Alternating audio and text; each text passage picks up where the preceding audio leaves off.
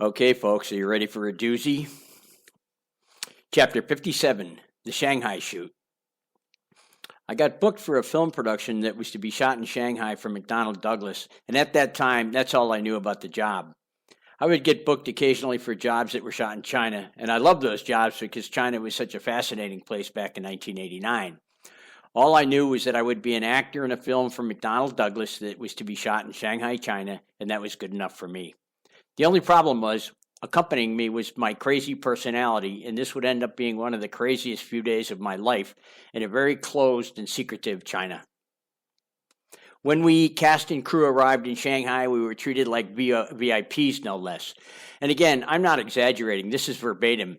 When we arrived at the airport, we were whisked away to a place where they housed visiting VIPs. And I remember when we got to the place, there were guys in suits surveying the grounds, and these guys were Westerners. And I asked what these foreigners in suits were doing here. And I was told that they were Russian Secret Service agents surveying the place because Gorbachev was to arrive the following week. Like I said, we were making a film in Shanghai for McDonnell Douglas, and we were VIPs as far as they were concerned. I kid you not. The production would take 3 days, and on that first day I wasn't needed at all because they were setting up equipment and getting everything ready for the shoot. So they gave the cast, all two of us, the entire day off. Well, I had brought my roller skates with me to Shanghai just in case there would be an opportunity to use them during a break in shooting, such as this one, so I guess you could say that my prayers were answered. You know, as I write this, it seems crazy to me that I brought my skates with me on this Shanghai shoot, but I did. I was such an avid skater that I almost always brought my skates with me wherever I went, just in case. Anyway, I got up early that first day, put on my skates, and headed out to skate Shanghai with no direction in mind since I had never been there before and didn't know the place anyway. So I just went with it, as I did with everything. I was a very good roller skater, and when I skated, I just flew, and I flew fast. I loved roller skating. It was my favorite thing in life other than sex and the fascination of being in a new and different place. Anyway, at that time in Shanghai, the streets were very wide and very empty, as there were almost no cars, only bicycles. Excuse me. I can't remember even seeing a car on that road that day some 30 years ago. Only people riding bicycles, and lots of them. So there I was flying down this beautiful, wide, smooth road, and I came upon an intersection, and there was a traffic policeman right in the middle of the intersection, blowing his whistle and holding his white-gloved hand straight out in an attempt to stop me skating through the intersection, as one would stop automobile traffic, as it was some sort of red light or something. I was definitely supposed to stop, but instead I flew right past that policeman at what seemed like 100 miles an hour. I think I may have even chuckled a little bit as I flew by that cop and right on through that intersection that beautiful morning in Shanghai. About 5 minutes later, I'm in cruising mode on that same road, and suddenly that same cop driving a motorcycle with a sidecar and another policeman in the sidecar and ordering me to stop, but this time making sure I did. So I stopped, and since the two cops didn't know any English, and I sure as hell didn't know any Mandarin, our communication consisted of them motioning me to sit down on the pavement, take my skates off. So I obeyed and sat down to take my skates off, and while I was taking them off, I looked around and noticed a pretty large crowd of people had gathered to see what was up. In China, there were and are so many people, around 900 million at that time, that they seemed to come out of nowhere, much like ants to a crumb. And all of a sudden, there was this huge crowd watching the scene. I mean, like I said earlier, never has anyone skated these streets, so they had never seen anything like it. Never. Not up until this day, anyway. Plus, I was a foreigner, which made it even more fascinating to the observer. So there I was, sitting on my butt with two cops motioning me to take off my skates and scrutinizing me as I went about the business of taking them off. The crowd was mesmerized, I can assure you. I guess I was a bit, too. This was a scene that they had never witnessed before, nor could they ever have imagined. So I took my skates off, and away the cops went. I then proceeded to put my skates right back on and continued skating on my way. It happened exactly as I've written it here. But this story ain't over yet. There's way more. So I'm cruising along that same big, wide, smooth road, and I come across this entranceway to something or other, and I cruise on in. Well, it happened to be the entranceway to one Jiaotong University. So I skate on in and pretty quickly right into a coffee shop where there were, you guessed it, students drinking coffee, having conversations with their friends. Go figure. The same scene as you'd find at any university in the good old US of A. So, of course, I skate on into the coffee shop, the legend in my mind that I was, and went right up to this very cute Chinese student and struck up a conversation. We immediately liked each other, and she and I went back to the VIP housing where we were staying, and I snuck her into my room, which in those days was basically against the law, as were most things in China back in 1989. We ended up making love on and off all night, and I snuck her out sometime before daybreak. I mean, it was nuts, but that sex drive of mine just wasn't to be denied, no matter where I was. We happened to exchange contact info, and not long after I returned to Hong Kong, I received a lovely letter from her, and I'm providing a copy of that letter here. I will add this. I never answered that letter, and shame on me. I still feel bad about it to this day, but that was me at that time, selfish and self-centered. Shame on me. I have a tough time copying this letter and typing it out because she was being so kind and innocent and reaching out to me, and I was typical Brad and just blew her off. I'll first type out her letter exactly as written, and then the letter itself.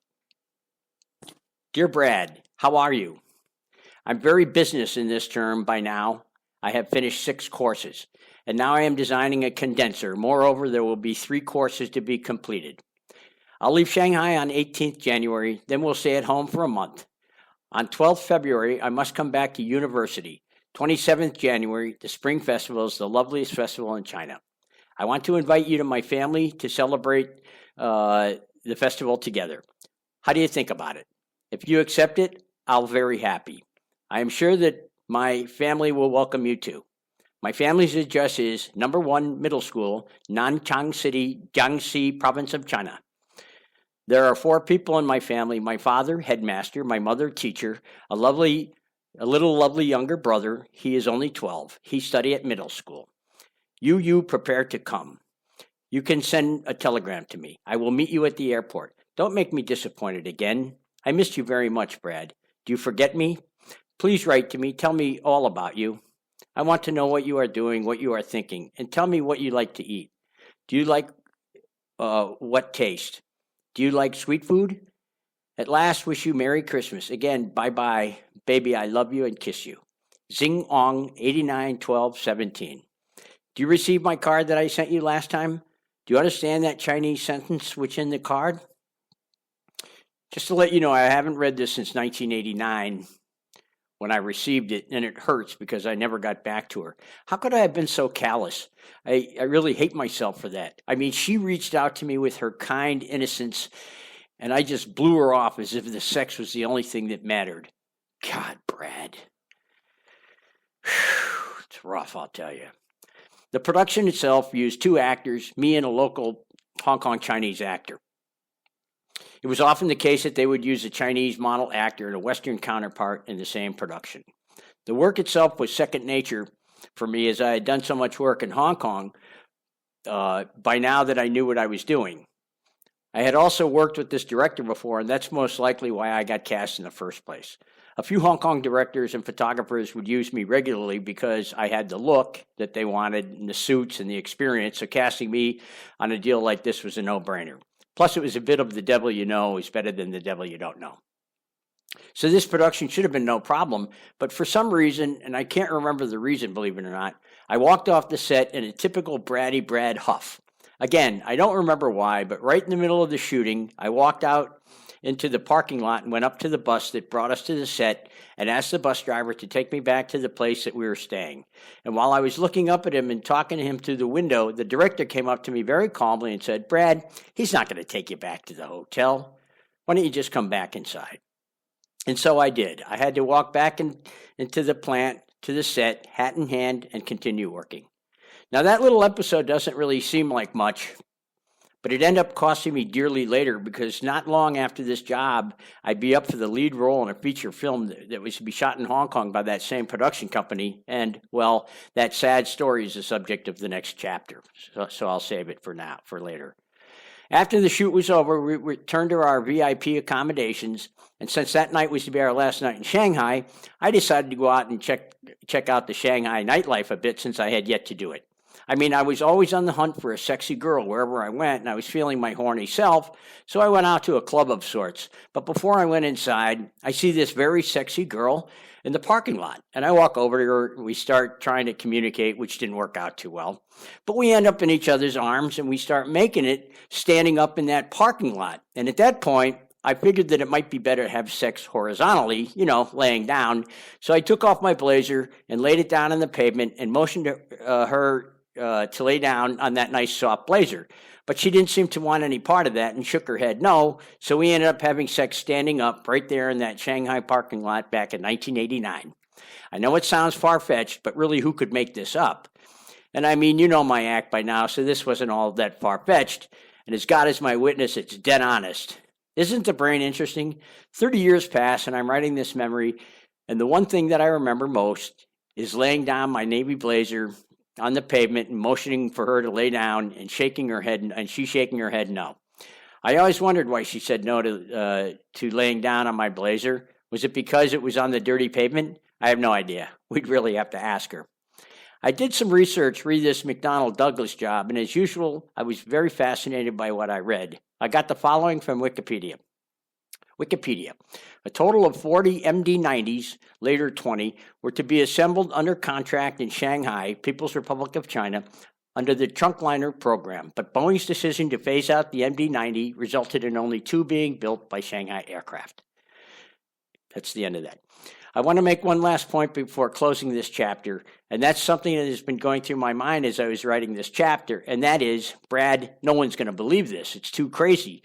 And it was stressing me out a bit, but then I realized that my job here is to write this story, the story of what happened as exact as I can, and that's what I've done. If no one believes me, so be it, but I've done my job. And everything you read here happened as I described it. It's not my job to convince people reading this that I'm not lying. I mean, I've said this before, and I'll say it again.